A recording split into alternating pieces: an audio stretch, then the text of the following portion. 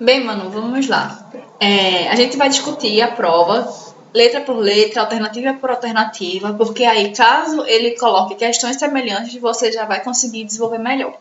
Aí, com o vídeo, tu pode pausar, voltar, bem tranquilamente, mas caso você tiver alguma dúvida, você pode falar comigo. Então, na primeira questão, ele fala, considere a tabela periódica abaixo, aí coloca 5 elementos para você identificar e conseguir responder as questões. Então, vamos lá primeiro descobrir quem são esses elementos, né?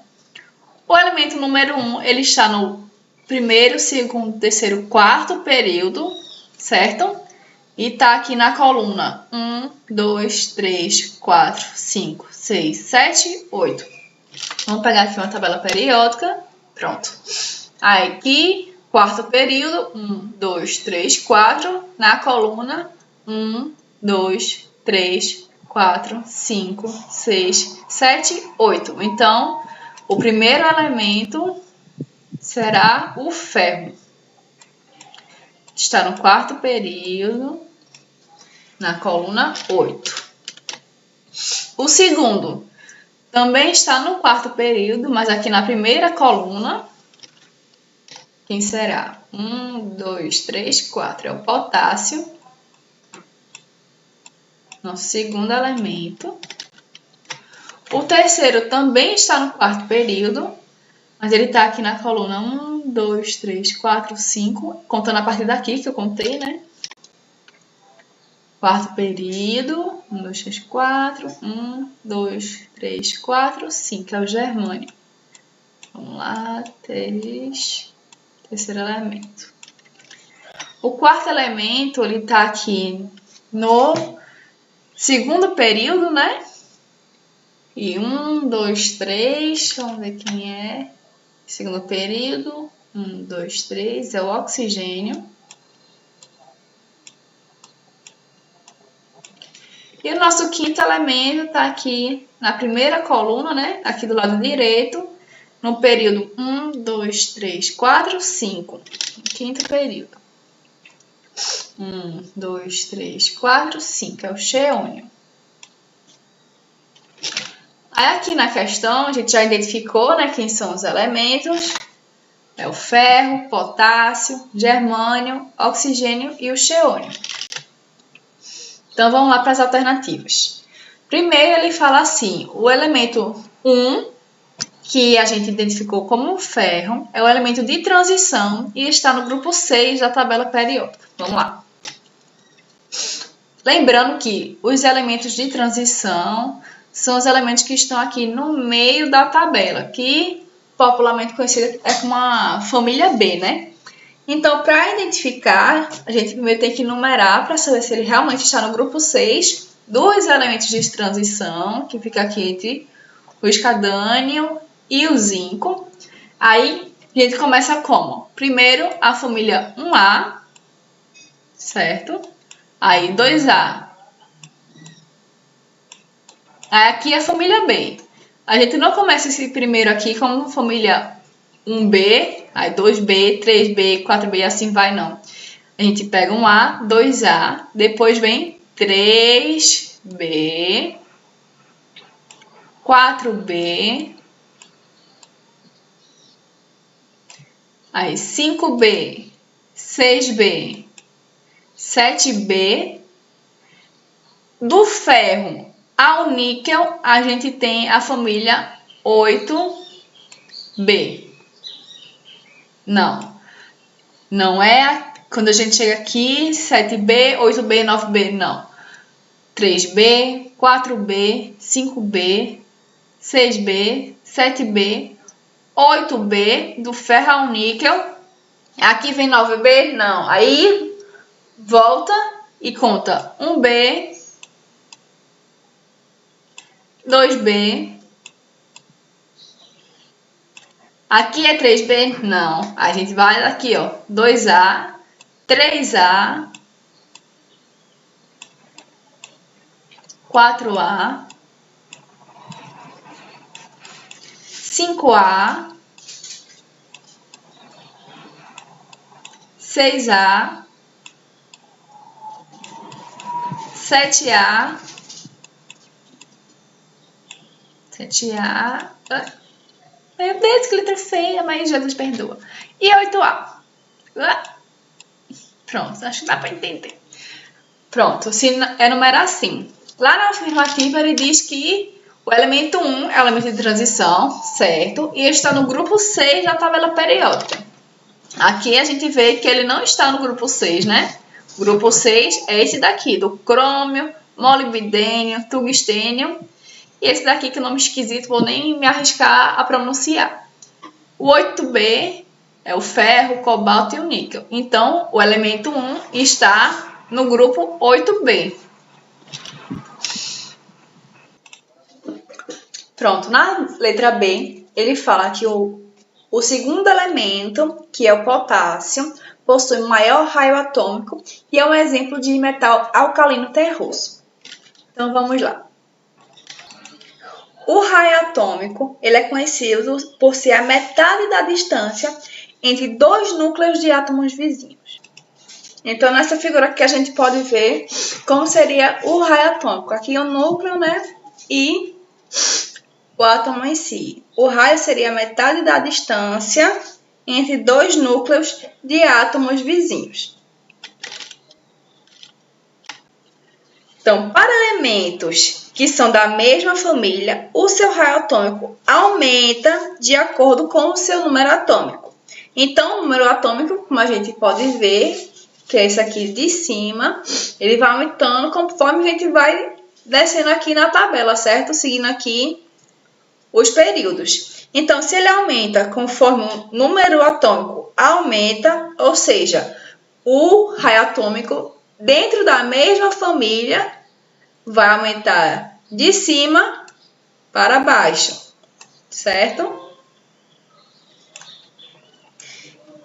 E quando a gente fala de elementos que é de um mesmo período, ou seja, está na mesma aqui, na horizontal, certo? O raio vai aumentar da direita para a esquerda. E por que isso acontece?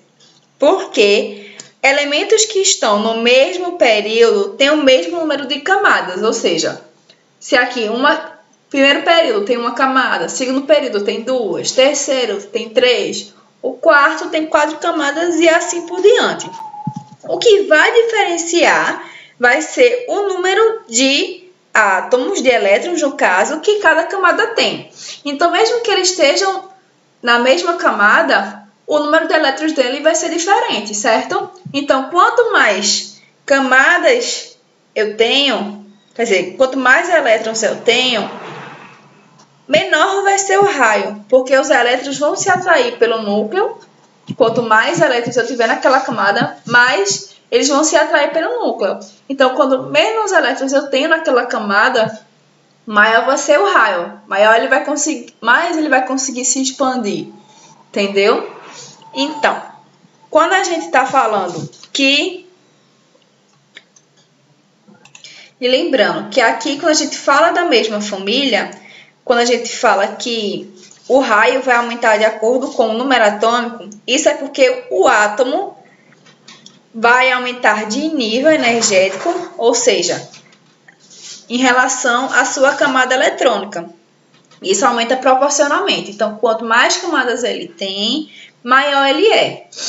Então, quando ele fala aqui que o elemento 2 possui o maior raio atômico, e quando a gente vem para cá e sabe que o raio atômico é maior na direção de cima para baixo e da direita para a esquerda, o potássio ele está mais aqui à direita, né? À esquerda, aliás, da tabela, e mais para baixo em relação aos outros. Então, sim, ele teria o maior raio em comparação aos outros elementos que ele falou. Mas aí ele fala, o 2, além de ter o maior raio atômico, é um exemplo de metal alcalino terroso. No entanto, os metais alcalinos terrosos são os elementos da família 2A, que é o berílio, magnésio, cálcio, estrôncio, bário e o rádio. Quando a gente fala de família 1A, eles são a família dos metais alcalinos. Então, essa alternativa também não está correta. Na letra C, ele fala: o elemento 3 possui a configuração eletrônica na camada de valência, ou seja, na última camada, de Ns2 e Np1. Vamos lá ver o germânio, né? Vamos lá. O germânio... Peraí. Pronto, o germânio está aqui e o número atômico dele é 32. E lembrando que a camada de valência é o nível mais afastado no núcleo, ou seja, é a camada mais externa, só recapitulando. E de acordo com a regra do octeto, a camada precisa ter 8 elétrons para conseguir se estabilizar. E existem as 7 camadas, né? Que é K, L, M, N, O, P e Q. E cada um suporta um número máximo de elétrons. Então, a camada A só consegue suportar 2, camada K, aliás, só consegue suportar 2 elétrons. AL, 8, M, 18 e assim por diante. Então, para o caso do germânio, ele tem um número atômico de 32 e primeiro a gente precisa o quê? Fazer a distribuição eletrônica dele para saber como é que está a camada de valência dele. Se é realmente do jeito que a questão está dizendo, como é que vai ficar, né? Lembrando que segue essa direção, a distribuição eletrônica, né? Seguindo assim, acho que tem uma figurinha melhor lá no material que o professor mandou, explicando direitinho como é que segue. Então, vamos lá. 32, né? Primeira camada é 1s2. Vamos lá. 32, o número do germânio. G. Vamos lá. 32. Vamos primeiro começar com a primeira camada. 1s2. O próximo, 2. Qual que vai ser esse mais? S2. Depois, 2p6. Não vem para cá, vem para cá. 2p6. Aqui a gente já tem 10, né?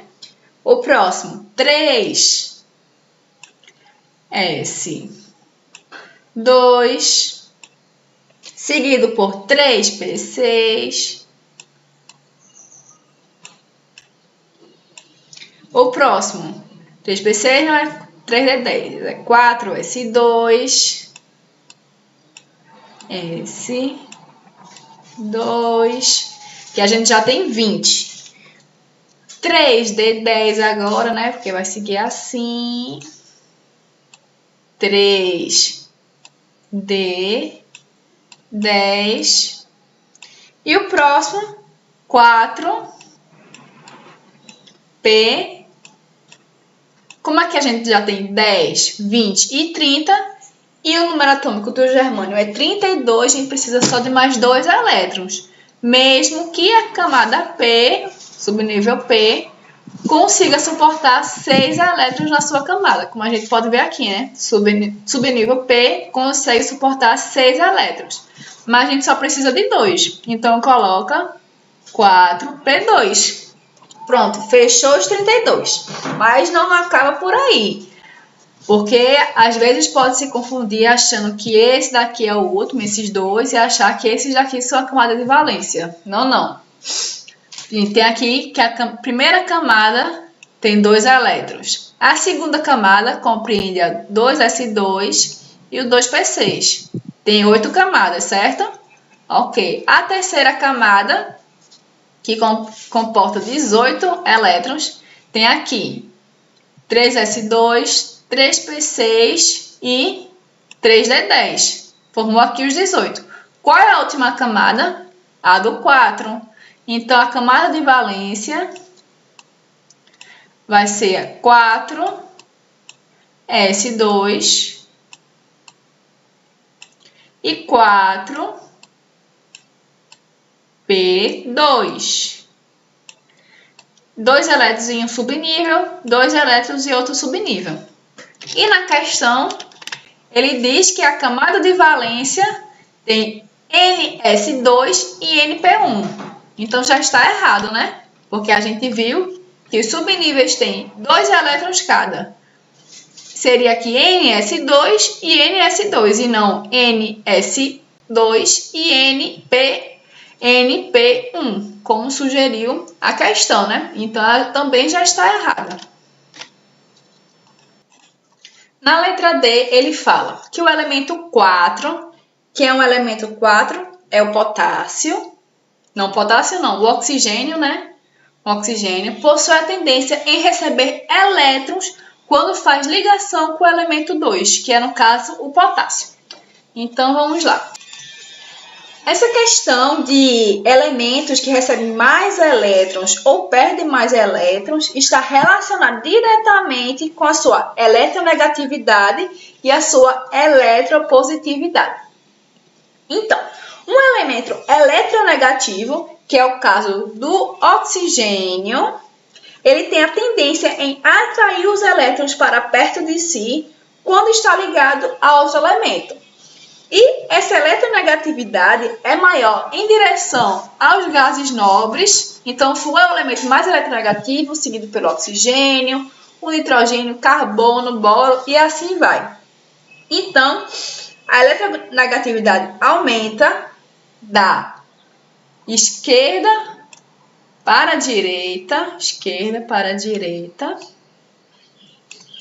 e de baixo para cima, em direção ao hélio. Então, os elementos que estão mais para a direita e mais para cima são os elementos mais eletronegativos.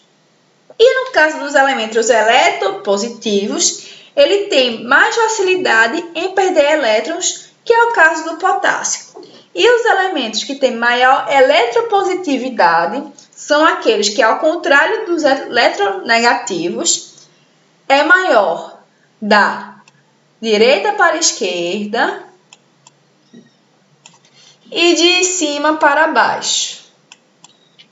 Então, como o potássio está aqui mais à esquerda e mais para baixo, e o oxigênio está mais para a direita e mais para cima, são elementos que têm polaridades opostas e o oxigênio consegue retirar os elétrons com muita facilidade do potássio, já que, além do oxigênio ser um elemento muito eletronegativo, o potássio é um elemento muito eletropositivo.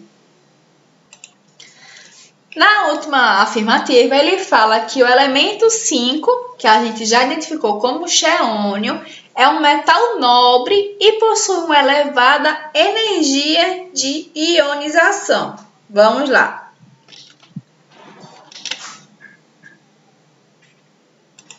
Então, os metais nobres são aqueles que são menos reativos ao hidrogênio, ou seja, em condições normais, esse tipo de metal é resistente à corrosão e à oxidação. Ou seja, os metais nobres que são conhecidos é o cobre, por exemplo, o mercúrio, a prata, a platina e o ouro. E o xeônio, onde é que está? Temos os metais nobres, mas também temos os gases nobres, que são aqui da família 8A, e é justamente onde o xeônio está. Então, o xeônio não é um metal nobre, mas sim um gás nobre, porque está na família 8A. Os metais nobres, só recapitulando, é o cobre, mercúrio, prata, platina e o ouro.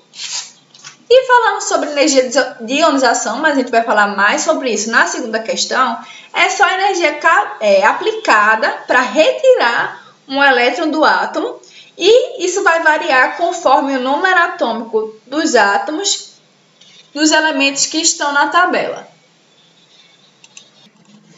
Então, por eliminação, a gente viu aqui que o elemento 1 não está sim no grupo de transição, que é o ferro, mas não está no grupo C da tabela periódica. A gente viu também que o número 2 tem sim o maior raio atômico, mas ele não é um metal alcalino terroso, ele é um metal alcalino. O 3 possui configuração eletrônica na camada de valência de Ns2 e Np2, porque o germânio tem na sua quarta camada 4 elétrons na sua camada de valência e não 3 elétrons. O quarto elemento possui a tendência a receber elétrons quando faz ligação com o elemento 2. Sim, porque o oxigênio é muito eletronegativo e o potássio é muito eletropositivo, ou seja, o oxigênio facilmente consegue retirar elétrons do potássio. 5. Não é um metal nobre, é um gás nobre. E em relação à sua energia de ionização, a gente tem que ele não tem uma energia de ionização alta. E a gente vai ver mais isso na segunda questão.